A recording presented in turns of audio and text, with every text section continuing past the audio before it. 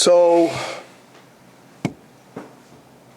everybody talks about doing tshuva, the whole, a very common thing.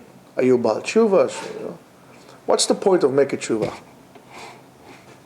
To keep mitzvot? Okay, so let's say now you put a kippah on your head, you grew your beard, you grow your peot, and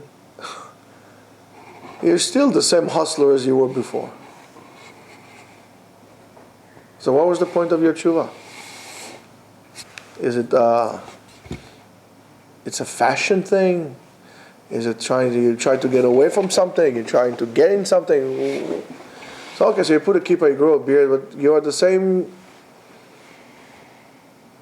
dude that you were before.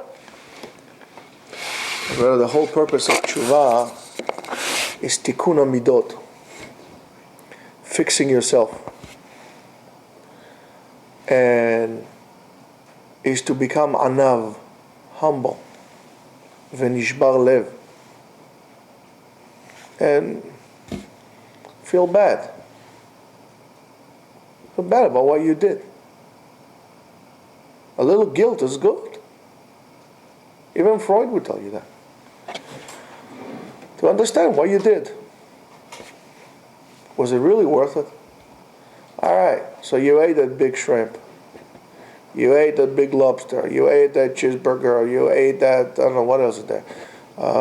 Bacon, and you went with this shiksa and this one. Is it really worth it? Is it really worth it? This betrayal? That you betrayed Hashem? That you betrayed your own people? And every time you're doing Avirah, you're betraying your people. And he says, V'gdola anava, and the quality of being humble is so great. Keilu hekriv kol ha-korbanot. A person who is truly a humble person is considered to him like he brought all the korbanot. You can't bring any korbanot today. But not humble like this. Oh, I'm so humble, thank you. I'm so humble. I don't know, who am I? But inside is, oh man, I say, Olam Haba, I'm humble. Hashem, you're me. We're not talking about that. This is not humble. That's hypocrisy. And a person who is truly humble becomes a merkava l'shchina, a chariot to the Shekhinah, to the divine. And humble means if somebody tells you, listen, you don't know, now you're going to sit down here and you're going to learn. And I don't care what you did in the past. I don't care who you were in the past. Right now, you don't know anything. You could be 50 years old and the guy who's teaching you could be 25 years old. And you're going to sit there and humbly keep your mouth shut and learn. Leave your ego outside, in the coat room. Only when you reach this level, that's a person like this is Rabbi Akiva.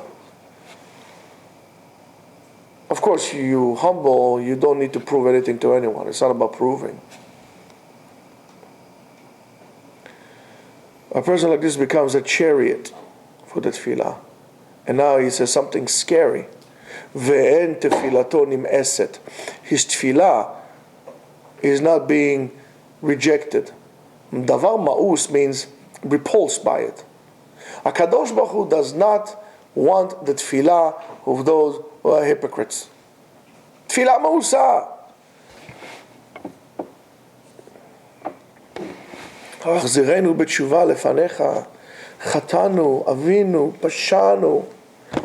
When you ask him, I say, so listen, do you regret anything you did in the past? Nah, listen, it happened, what can I do? There's never regret, there's no charata. What is your pounding on your chest? You don't really mean that. It's tefillah like this, HaKadosh Baruch Hu does not want.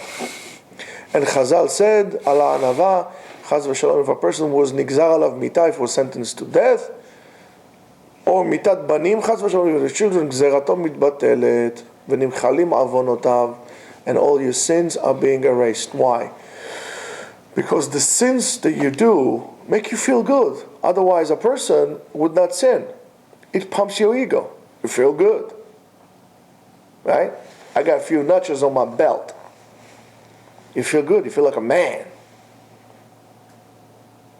But when you humble, you create a vacuum in which those sins simply diminish. It crushes them. They don't exist. Because you're humble. Only to a person who is completely empty, he could be filled with himself, with ego, with averot. But if he's humble, there's no even emptiness. There is nothing. V'anachnu ma, and what are we? We're nothing. Therefore, there's no room for any avera to come in. So Mimeli, his averot are wiped out. So next time, you're going to say, you know, I outgrew this place. Think about your tefillah, if your tefillah is going to be heard. Don't fool yourself. Have a great day.